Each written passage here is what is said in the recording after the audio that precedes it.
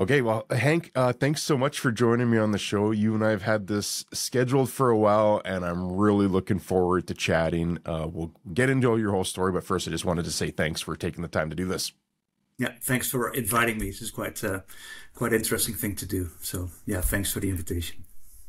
And we chatted a little bit just before we got on. You're in your attic in Holland right now.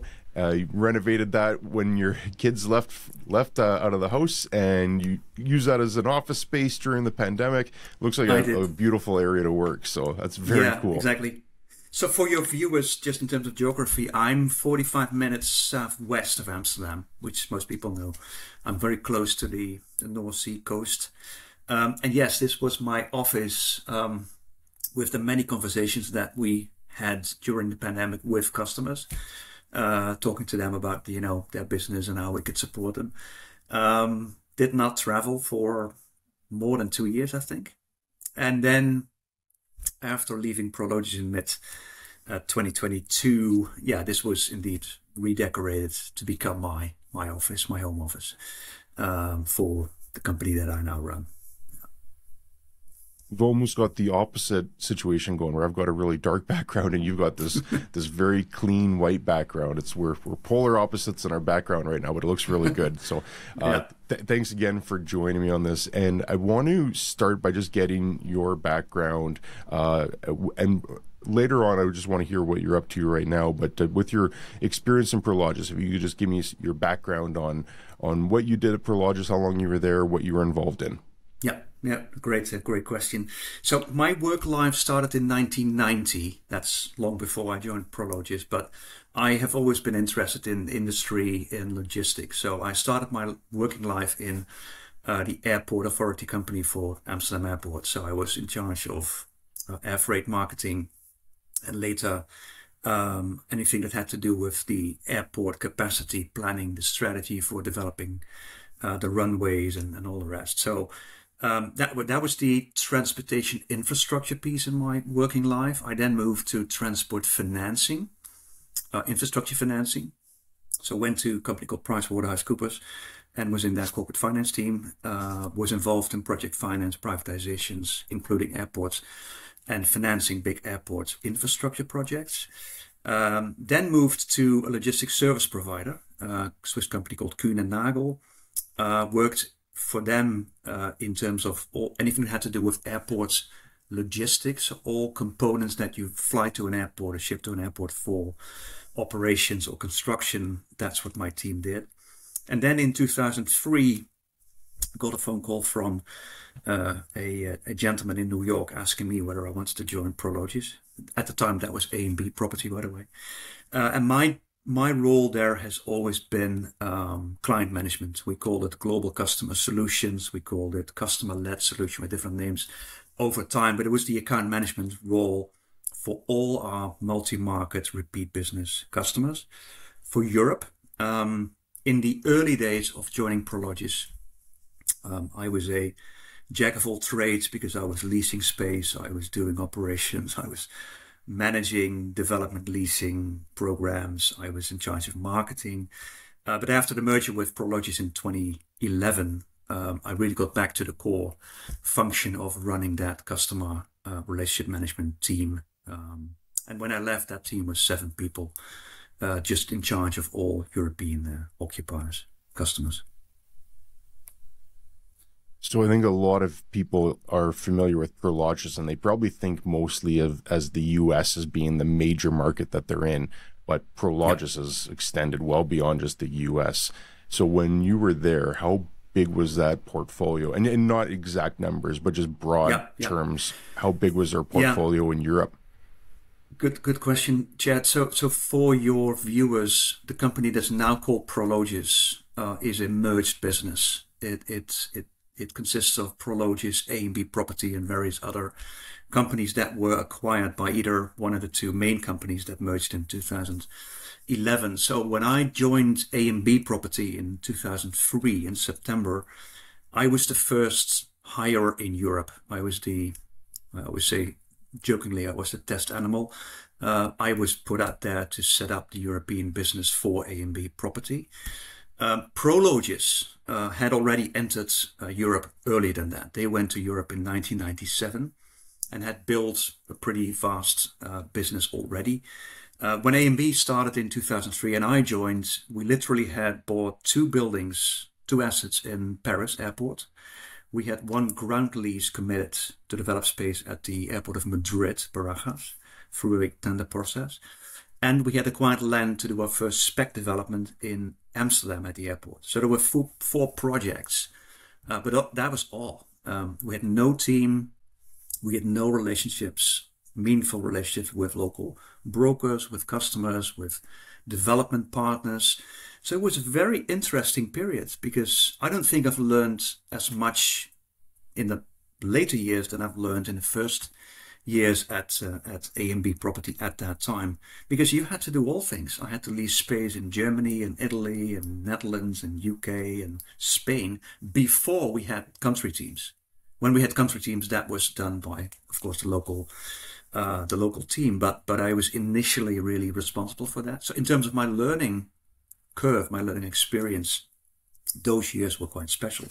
Now, A&B got to, I believe it was 60 million square feet for you in the US. Prologis was 3 times as big. So A&B was not big enough. Clearly, we had to grow, and we were told we had to grow. But then, of course, the merger came, and the 2 companies came together.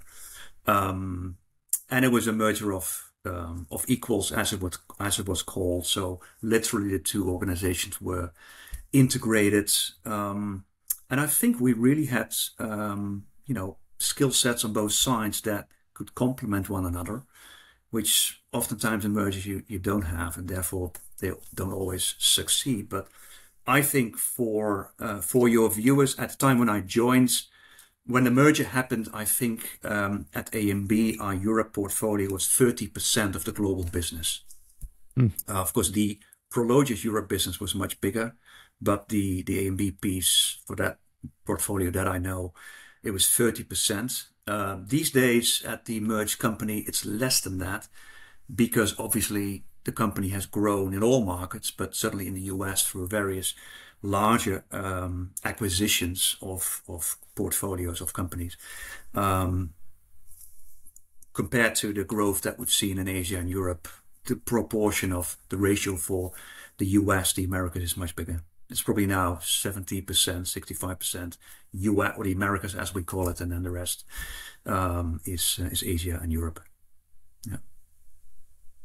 So this a very sizable portfolio. I think Yes. the numbers right now, they're 1.2 billion square feet since Correct. buying Duke last year. Yes. So several hundred million square feet in Europe, Yeah. which is they must be big players in Europe.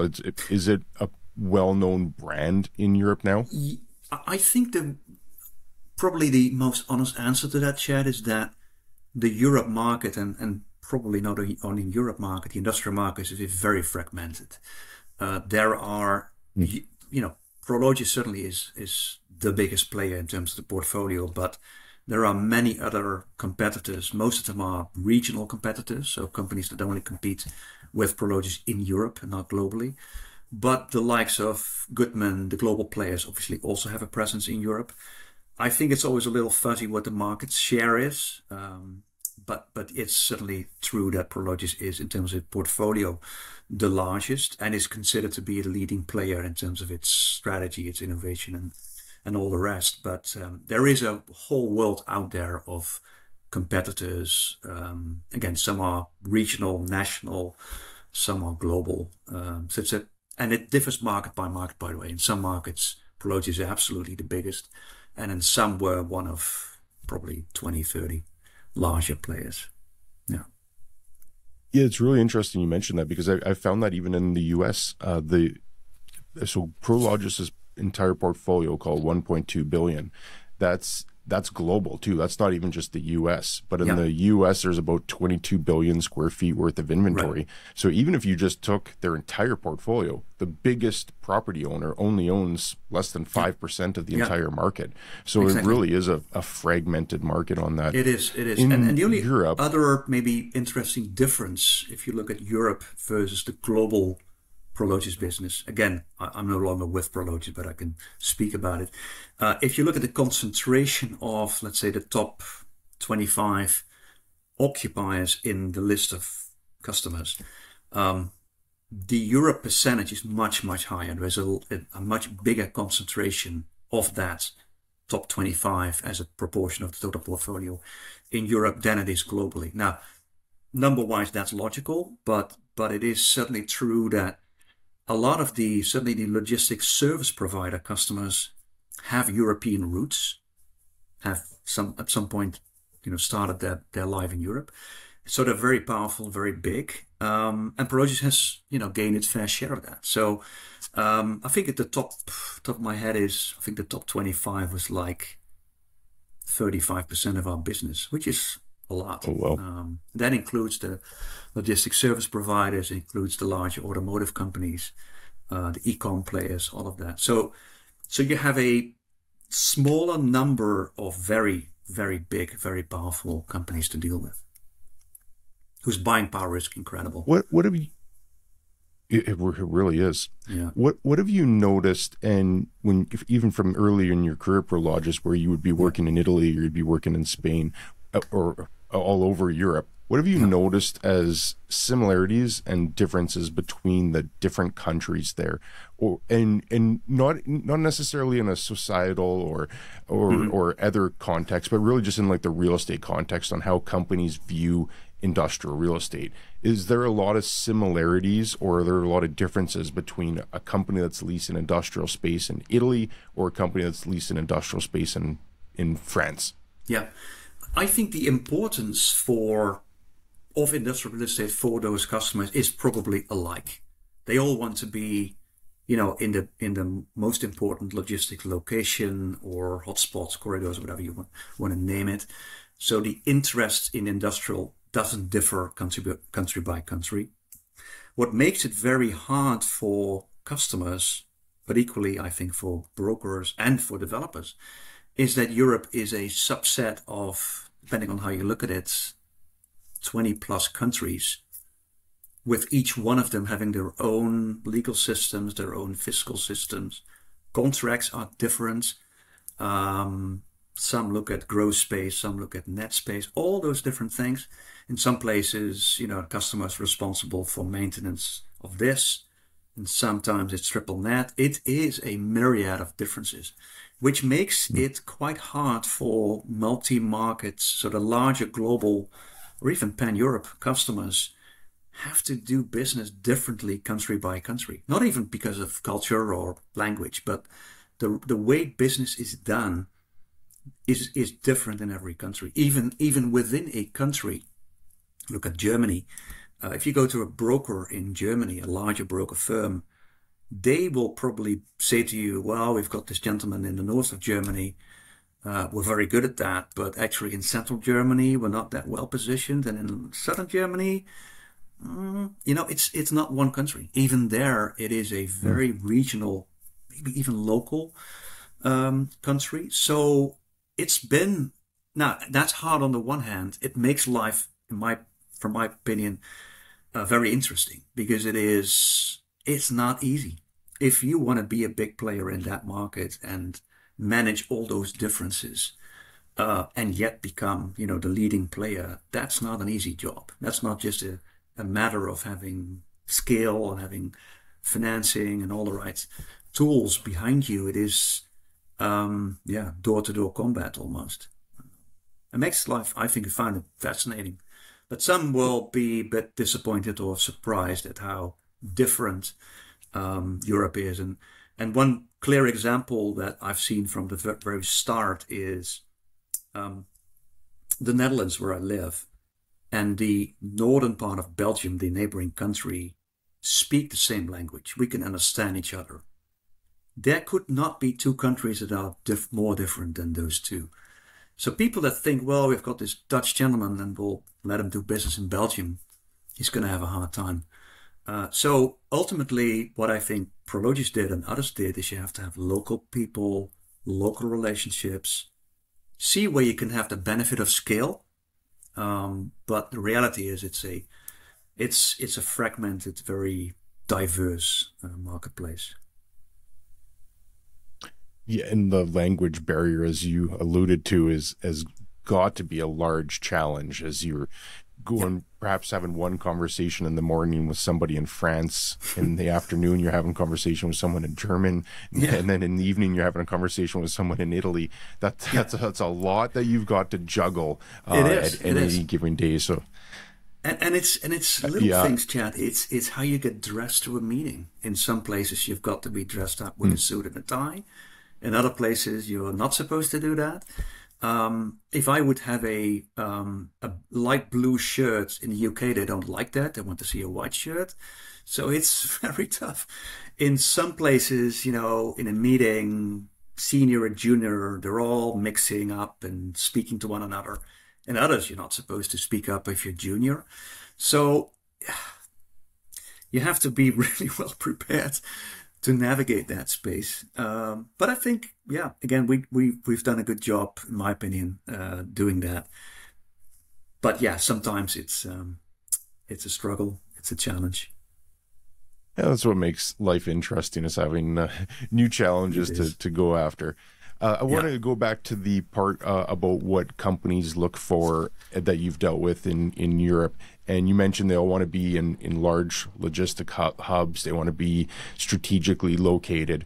When you were dealing with these companies, what did they typically look for in the building itself? Were there standards across different countries in Europe on ceiling heights or loading doors or how the building was configured? Or were there differences in that as well? Yes, there are very big differences. So when I go back to 2003, when I joined A&B and we did our first developments in the Netherlands, the Dutch standard is you have one dock door for every 10,000 square feet. That's the ratio. My American colleagues said, that's all rubbish. We need to have double that. So let's have two doors. Let's have as many doors as we can, because that's what we're doing. And that's so we have changed the standard a little bit as we went along, I would say. I would, when it comes to clear height, or to, truck court depth, that's probably the same everywhere.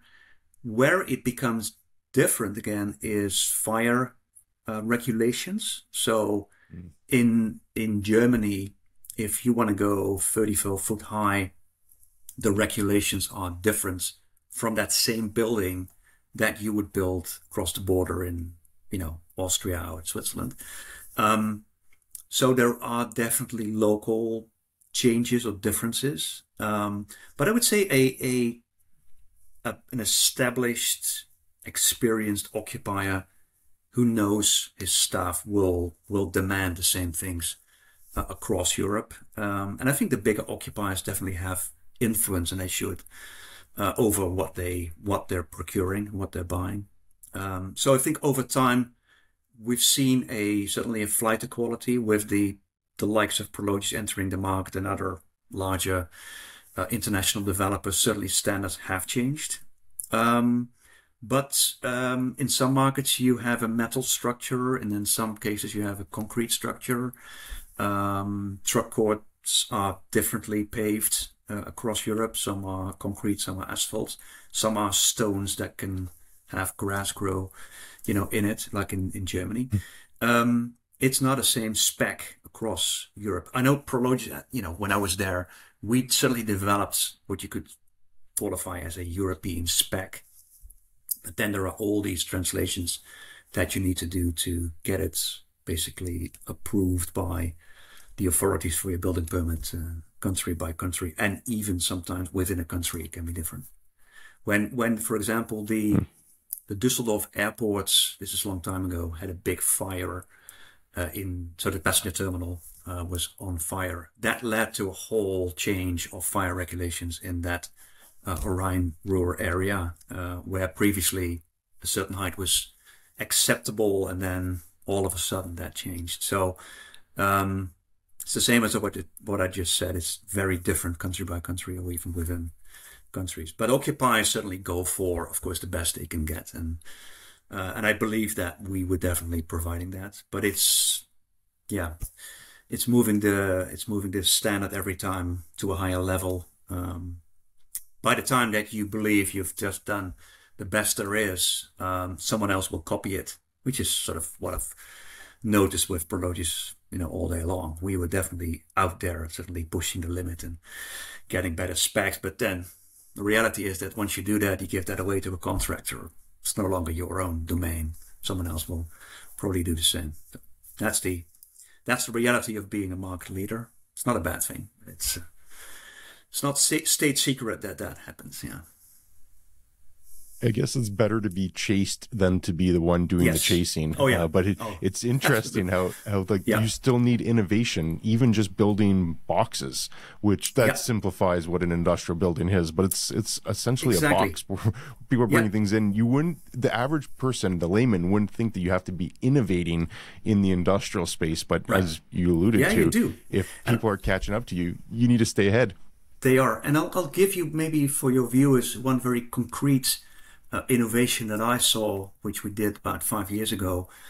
Normally, when you have your dock doors and you have your sort of trafficking, maneuvering area, there are columns there, right? There's a mezzanine maybe that is supported by columns. And then, of course, you have your aisles and you have your normal column grid. What Prologis decided to do at some point, and I think this was very smart, is to not have columns at the end of that mezzanine level. How was that done? That mezzanine was not supported by columns on the warehouse floor. It was with a metal structure attached to the roof, beams. So it was literally hanging there, giving incredible freedom of space to users, right? There's no longer that column in your way between the dock door and your aisles. It's, free space. That's something that I think makes a ton of sense for users. It's something that I've seen being developed, in fact, in the Netherlands, and is now being rolled out to other countries. But that happens in an industrial building, and it sounds trivial, but those things are really meaningful and valuable to users. And that feedback was definitely given when I was there. Let's transition to the user side, because you played a big role in interfacing with the tenants, the customer essentially for Prologis. When you're dealing with these large companies, what was the process like in terms of who you'd be dealing with? And I guess a two-part question. So maybe we can get to the first one, just of like what the process was like. But I'd also like to see what some of the common or large problems that came up from these groups and how you dealt with them. But first, what was the process? Like, who would you deal with if you're dealing with a large international 3PL or logistics company? Who would you be dealing with in that case? Yeah, it's a great question, Chad, because I think it gets us to another difference between Europe and the Americas, or North America. You would normally deal with a requirement starts through a national team. So it'd be a head of real estate for Germany who goes out to the market, for a solution. And so you'd be dealing with that national player who writes the tender process, the RFQ, whatever it may be, is the person that you would deal with. Obviously, in terms of approvals, it would go to a regional level and it would probably go to a global level. But you're still dealing with the company that's going to lease your space. Now you're going to say, where's the broker, right?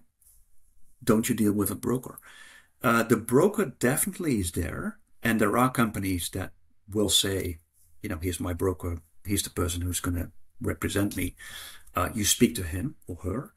But in a lot of cases, the occupier, the corporate real estate team of that customer is very, very much involved. And so having the good connections to all those levels is critical.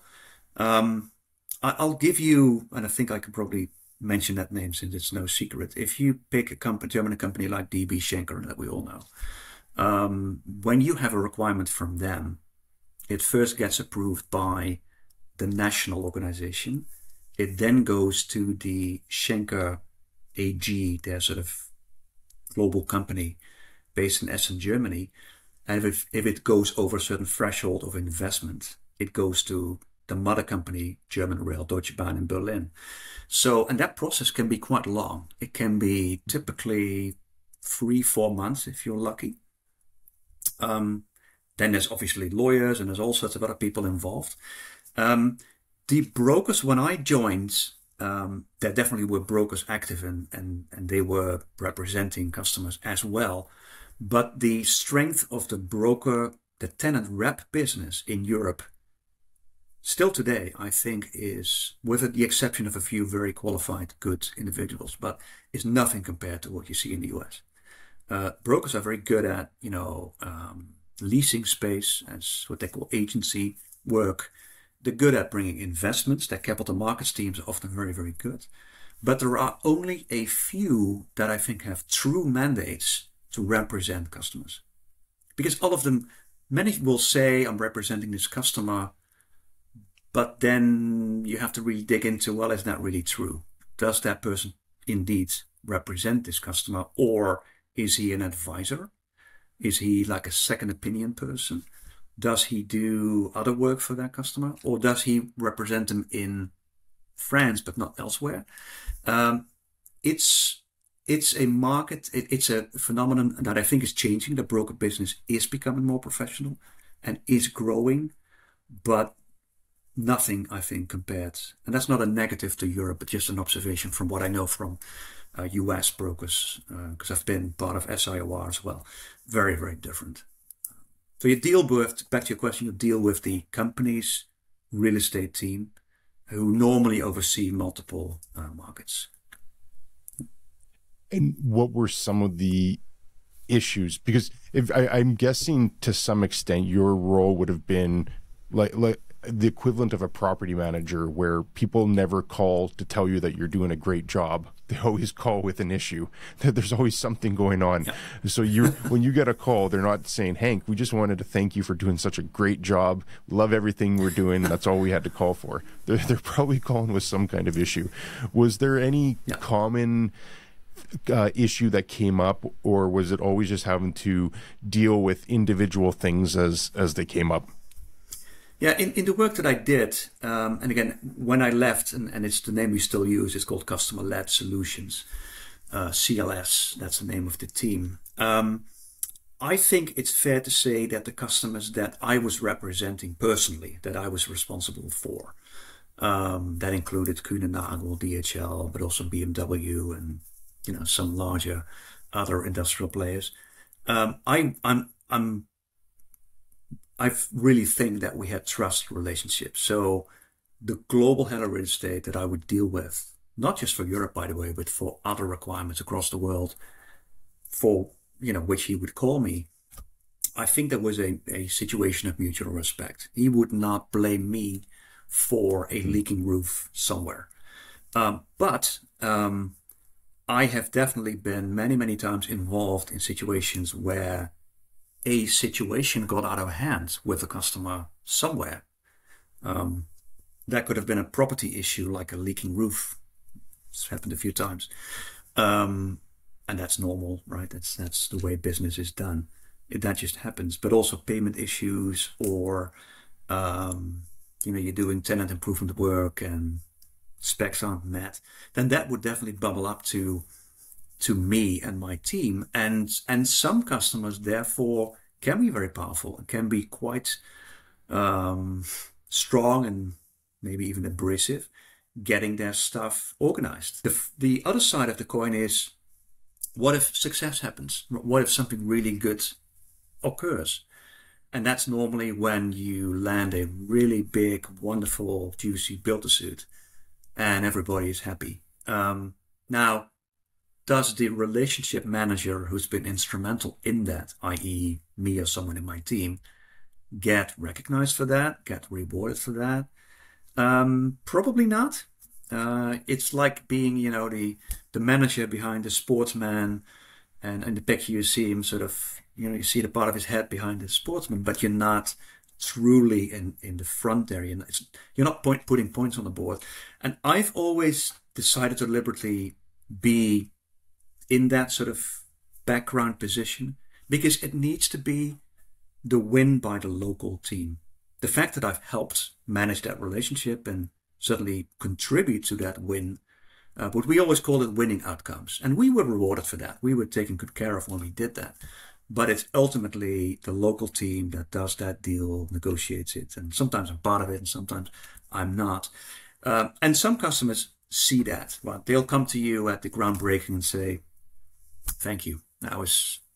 We thank you for this. And that's nice. Everybody needs, I guess, a bit of recognition at some point. But the trick is, I think, in the role that I was in, which was functional, is to not step over the line and claim victory as your victory. But say, I was part of this, but it's your deal, John, Jack, or Jill. This is what you did, and I'll happily do it again.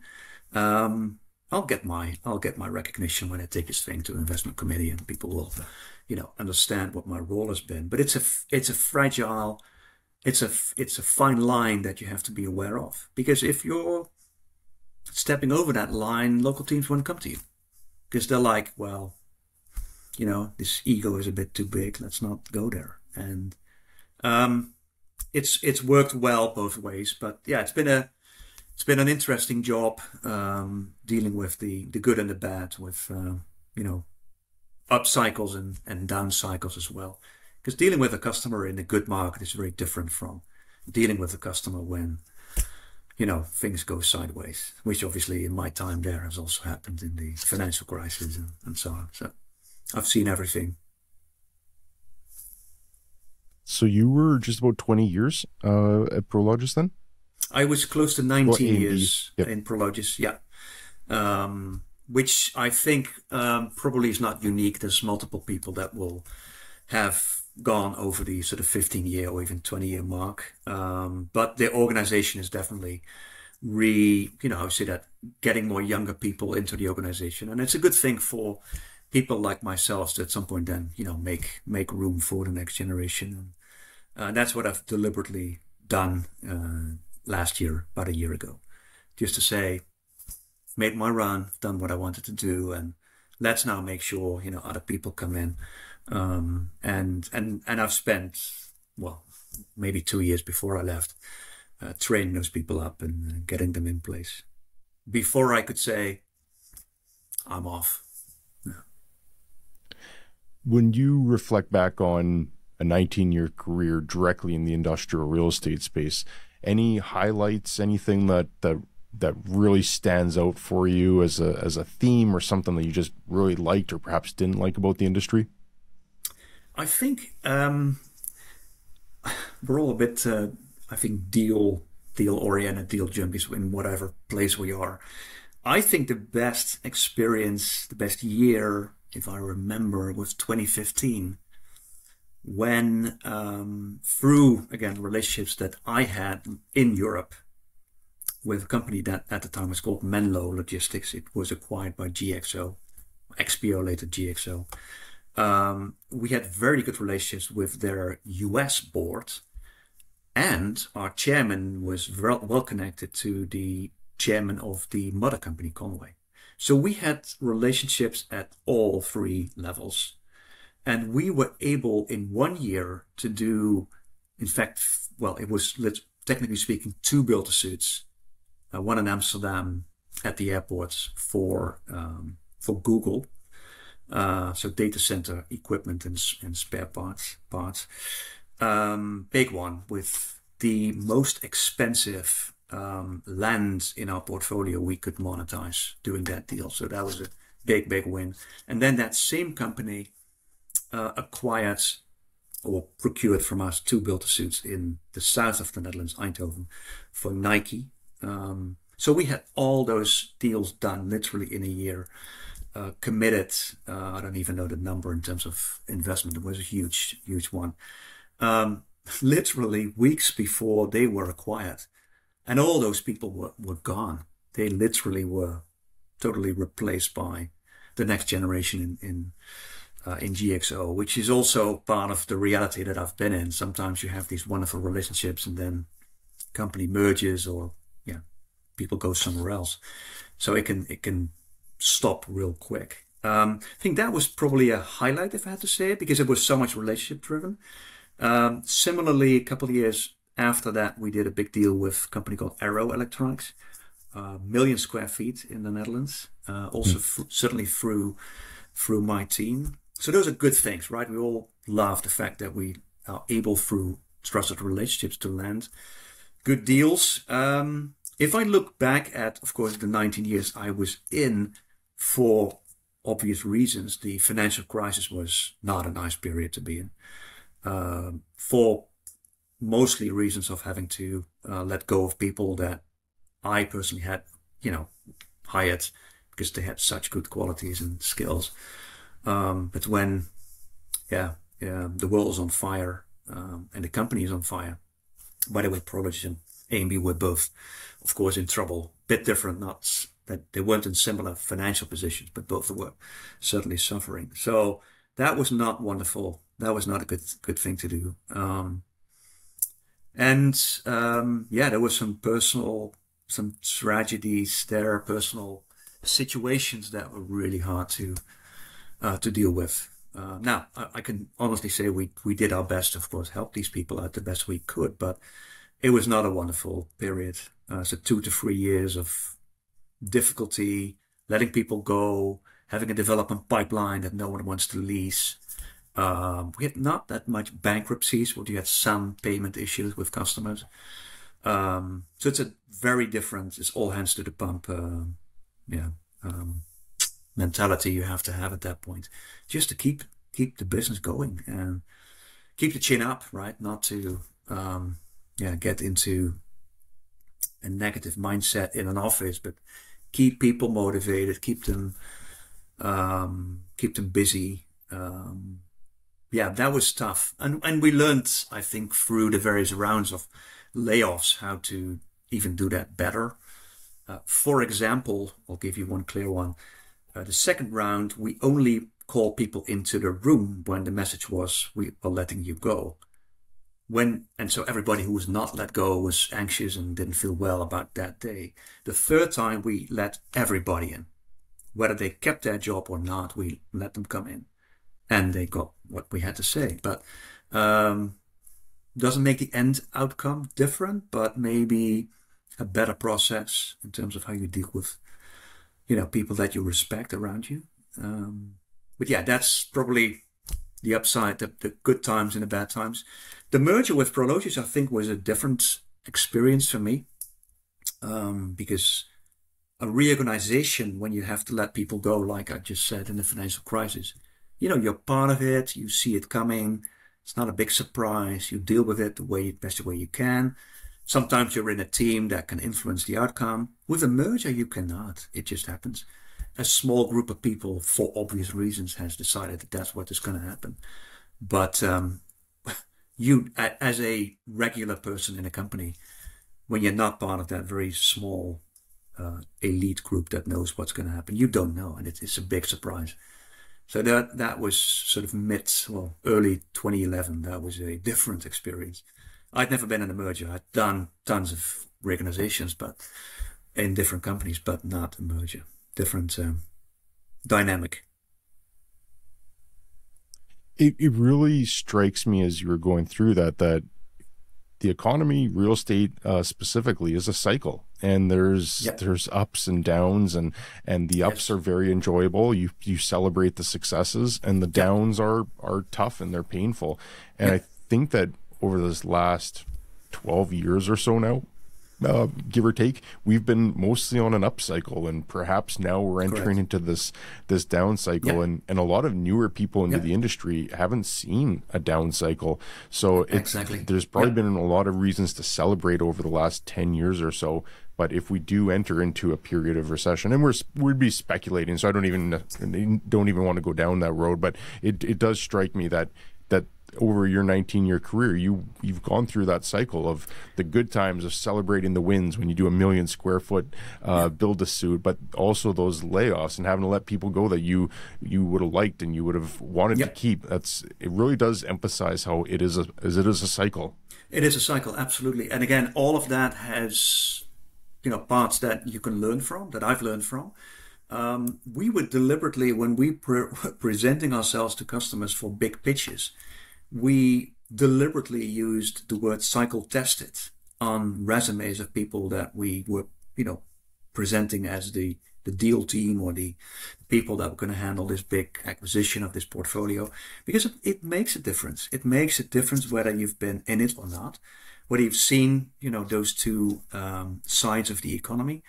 And you recognize people in the customer world as well who have been in that, the people that have gone through those cycles on your customers. And in that relationship, you can see the difference as well. And that's not to say good or bad, but it makes it different when you've been in either one of those extremes. Because, for example, if you've just been in an upcycle, you don't know how to do, a lease regear or even a lease surrender.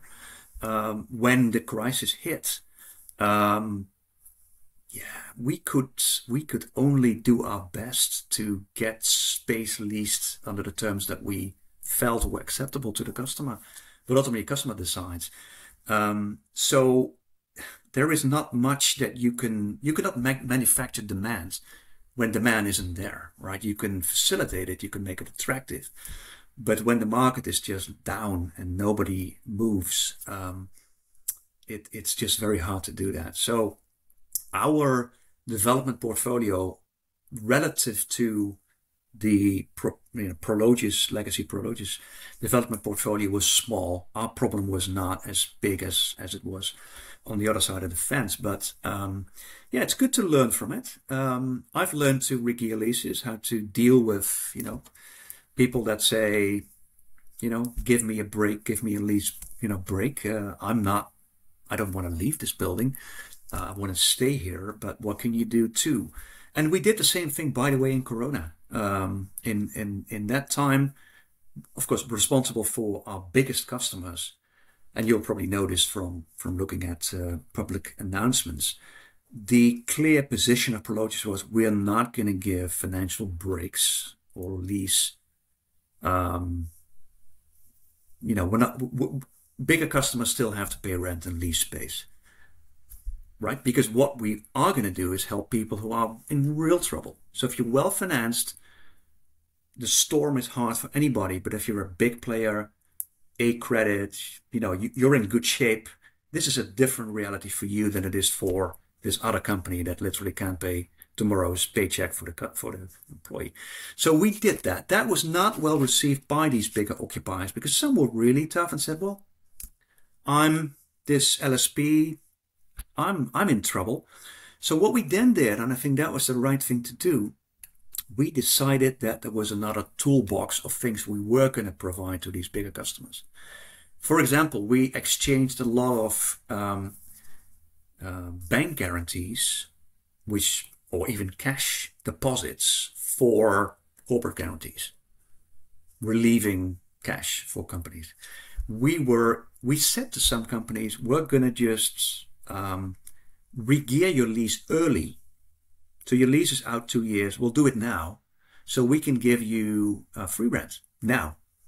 We're not going to say, don't pay us rent or we're letting you go out of this lease, but that's what we will do. Helped a tremendous amount. People were really grateful for that. We acquired some buildings from customers that wanted to dispose of assets that we were keen to buy. That again brought capital back to these companies. So we had a whole toolbox of possibilities that we were explaining to customers, and I think it was the right thing to do because maybe with one or two exceptions, all of them came out of it. I'm talking about the bigger, larger occupiers. All of them came out of Corona in decent shape. Their financials weren't bad. Certainly those in air and ocean freight were doing really well. So I think that's how you try to deal with a difficult situation.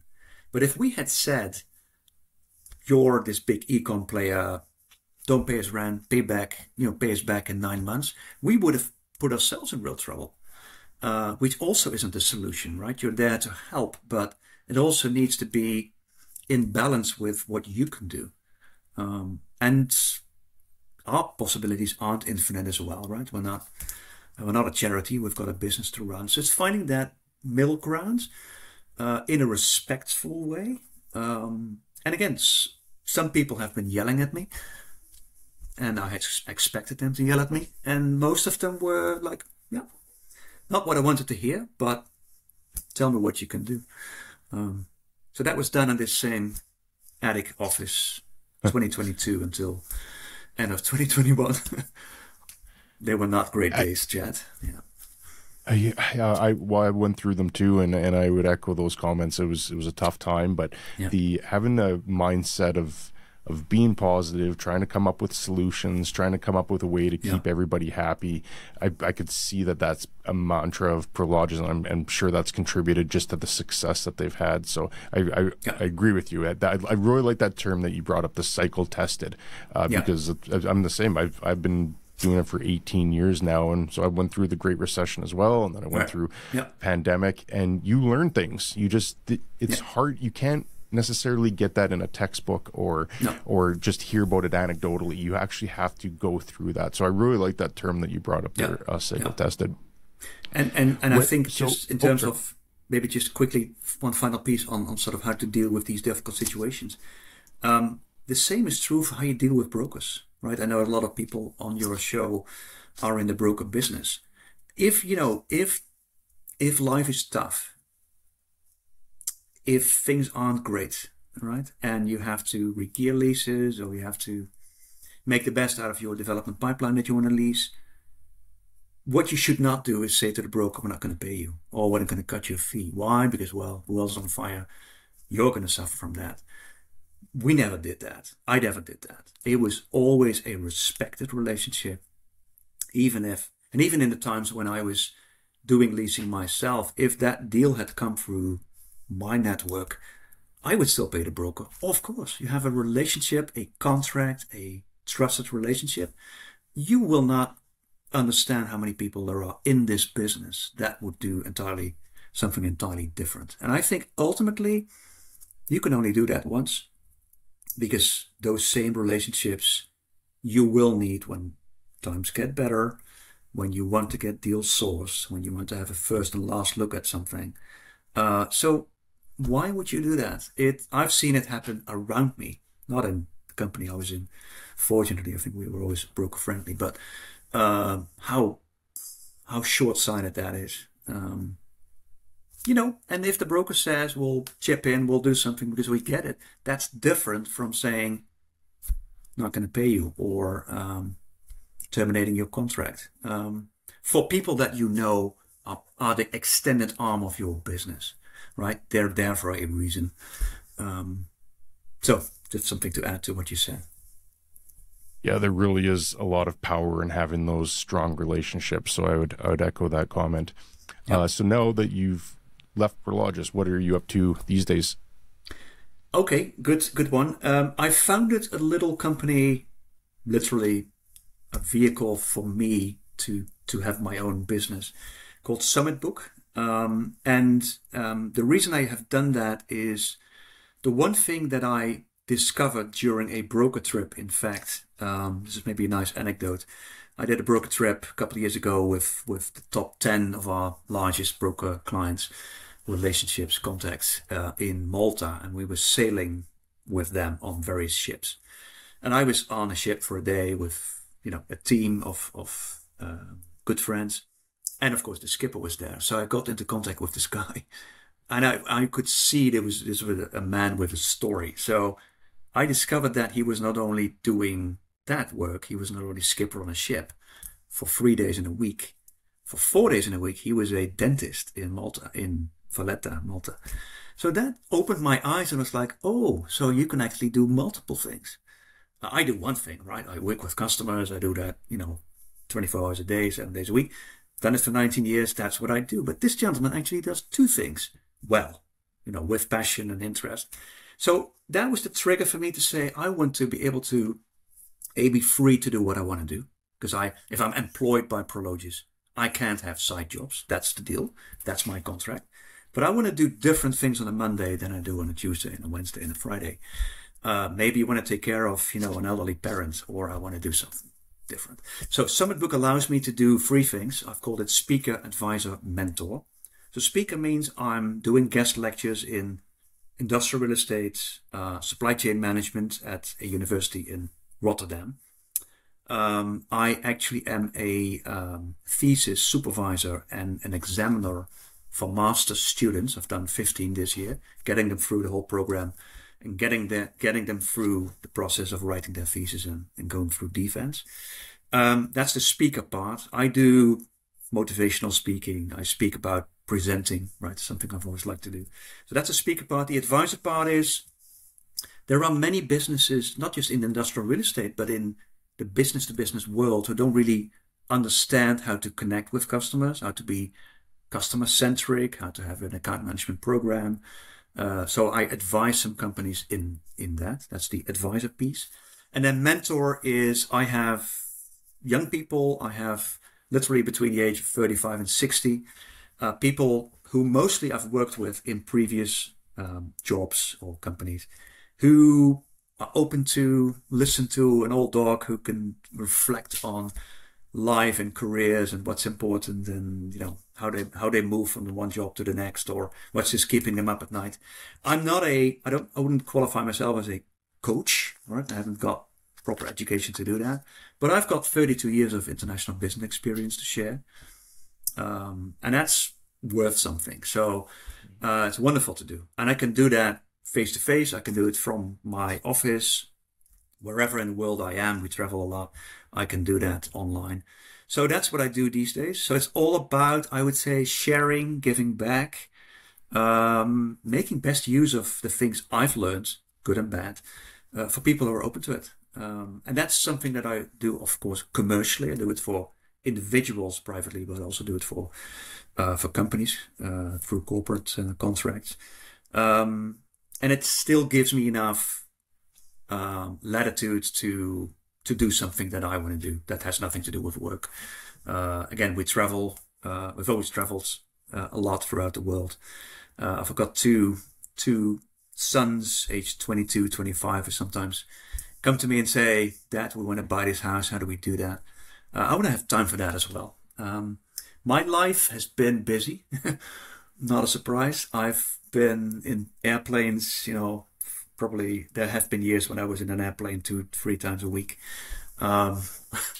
And that's nice at some point, but it's pretty heavy if you do that longer than it's good for you. So it's good to find a better balance and to enjoy life a bit at 57. I'm not at pension age yet, but another 10 years to do these things under the header of Summit Book. It seems like you're striking the right balance of combining 32 years of business experience with enjoying it as well, as opposed to working 14-hour days and never spending time with your family and not being able to help out your kids. Now you've got that balance where the latitude, as you mentioned. I think that's a great way of describing it. Exactly. And I think, Chad, that it's not a bad thing to say that when you're very young, when I was in my earliest years of my career, I didn't have that balance. I wasn't taking good care of my health, my social life. Because when you're just working, because you're ambitious and you're good at what you do, people love what you do, there is a risk that you sort of flip too much to that end of your life and you're missing out other things. And over time, you come to that conclusion. You try to find a better balance. Now, that doesn't get easier because at that time, you've moved up in the food chain. You're more senior, so there's even more expectations towards you in terms of performance and presence and being available by phone 24 hours a day to be on full time. But yeah, at some point, you need to make that decision, and I've done that, and I don't regret it. Where can people learn more about Summit? Or you and I are connected on LinkedIn, so I'll certainly include a link to that so people can connect with you if they want to reach out. But where can people find out more about Summit? Yeah, I've got a website that's www.summitbook.eu, as in Europe. And that site, I think, is worth just checking out. It explains what I do, not just that, but especially why I do it. I've again, over time, been thinking a lot as to not just what people do, but what's their motivation. Why is it that Chad does what he does, or that Henk does what he does? So that's probably a deeper explanation of why I've made that choice. Yeah, people hopefully will enjoy what I do. I post sometimes on LinkedIn, so people can see that as well. Certainly when I have done certain, lectures or things that I think are interesting for people to know about, then I'll speak about it. And I'd be very interested to, again, a lot of my connections are certainly not in Europe. They're also in Asia and in the US. So I've been mentoring a person in China for a long, long time. Wonderful experience as well to have those differences between Asia and Europe. I have my first clients now in America, a gentleman in Chicago. So we'll see. And lecturing, the same thing. Look, I've done this for Rotterdam University now.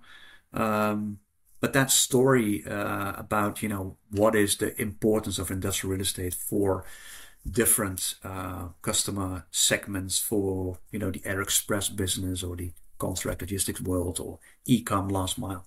That story is applicable to all jurisdictions, I would say. It's not a Europe story, it's a global one. So anybody who's interested, feel free to make that connection. Well, I can certainly see your passion for it. And I, for one, am very grateful that we were able to connect, because I just got a much better sense of the European market and your story as well. So I really do want to thank you for taking the time to jump on this call with me. And I'd encourage people to check out your website and connect with you on LinkedIn. But Henk, once again, thank you very much for taking the time to do this. Thanks so much, Chad. It was a pleasure, and good luck with the future editions of your show. Hi, I'm Chad Griffiths, and I'm pleased to announce that I'll be offering a membership/mentorship program in 2024. It's going to cost $250 for the entire year, and it'll grant you exclusive access to interviews with some CEOs, high-producing brokers, economists, and really anybody that will help make your journey in industrial real estate that much more productive. And it will also have access to a wide array of professionals all across the world. I'm going to put a limit on this just so that it doesn't get to a crazy amount, where we can still have a tight-knit community. And for the first people that sign up, maybe the first 50 people that sign up, I'm also going to send an industrial real estate merch pack. So it'll be a really cool coin and some other stuff in there. So sign up now. First guest will be mid-January. And again, members will have exclusive access to ask questions, get to know other people in the forum, and really just try to make this value add. $250. My plan will be that you get a multiple of value back in and above that $250 cost. And again, that's for the whole year. So look forward to having you join and really growing out this community and membership in 2024. So put a link below. And if you have any questions, please reach out to me or Wyatt, and we'll be happy to get back to you. Thanks. Look forward to a productive 2024.